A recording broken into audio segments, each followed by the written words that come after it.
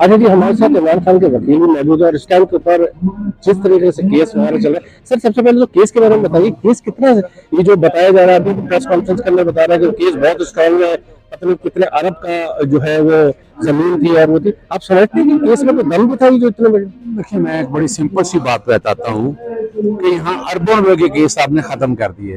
ये केस है क्या? चलो मैं मान लें, ठीक, एक जमीन अलॉट की है ट्रस्ट को, ये जाती तौर पर नहीं है, एक ट्रस्ट है, वहाँ गरीब लोगों के बच्चे पढ़ रहे हैं और इतना बड़ा इदारा है वो बन चुका है।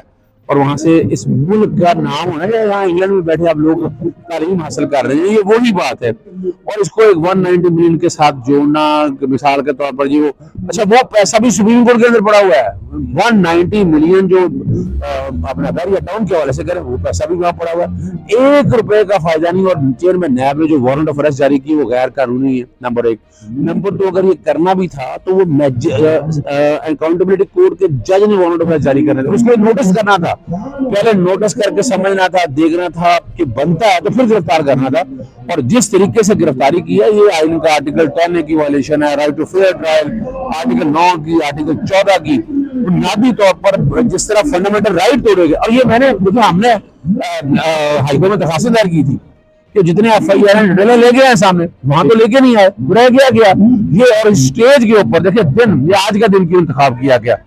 आज का दिन का मकसद सिर्फ इतना है, क्या है वो, ये था कि किसी ना किसी तरीके से जो आगे प्रोटेस्ट शुरू होने वाला है, जो इलेक्शन है, उसको रुकाया जाए, और बस और क्या हो जाए, ऐसा डलवाया जाए कि देखिए उनका ख्याल है रुक जाएंगे, अवाम नहीं अब रुकने वाली, अवाम इलेक्शन चाहती है, छोड़े जो मर्जी आप इलेक्शन कराएं आप। अरे मैं तो कानून के मुताबिक फैसला करें। ओवरऑल आप क्या समझते हैं कि अभी जिस तरह ये जो केसेस थे, नैब का ये कह रहे हैं हमने कानून और अच्छा कर दिया, अभी जो गाना सल्लल्लाहु वगैरह, आप समझते हैं नैब इससे पहले जो केसेस इनके पर थे, शहबाज शरीफ के पर और जो केसेस थे, ये इसको तो बंद कराए गए, तो बिल्कुल उलट बात कर रहे हैं। ये तो बिल्कुल है, ये बदमाशी है। ये देखिए जो केस थे अरबों रुपए के करप्शन के, वो बंद कर दिया आपने, और ये केस तो है ही नहीं, 1 रुपए का फायदा नहीं है ना।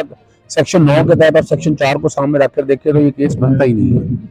अच्छा, इमरान खान की जान को कितना खतरा है, क्योंकि आप अभी सारे एहतजाजों में देखते हुए आए होंगे, लोग बच्चों के साथ आए हुए, उन सबका जो खौफ सबसे ज्यादा ये कि इमरान खान को किसी तरीके से, जिस तरह इमरान खान ने पहले इंजेक्शन का भी जिक्र किया और बताया कि स्लो पॉइजनिंग होती है, आप समझते हैं कि खान साहब को वाकई इमरान रियाज का केस आपके सामने है, इमरान रियाज के साथ क्या कुछ हुआ रिकॉर्ड पे है, बाकी तशद्दुद जो होता रहा, हमारे यहाँ कस्टोडियल टॉर्चर आप लोगों के सामने है।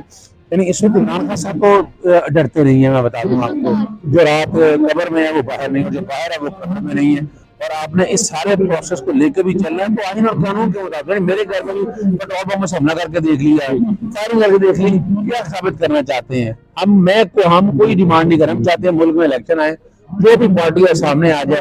13 सियासी जमातों ने जो इस मुल्क में फाशिज्म की है, जो डिक्टेटरशिप का जोर लगा दिया है, क्या मिलेगा इनको?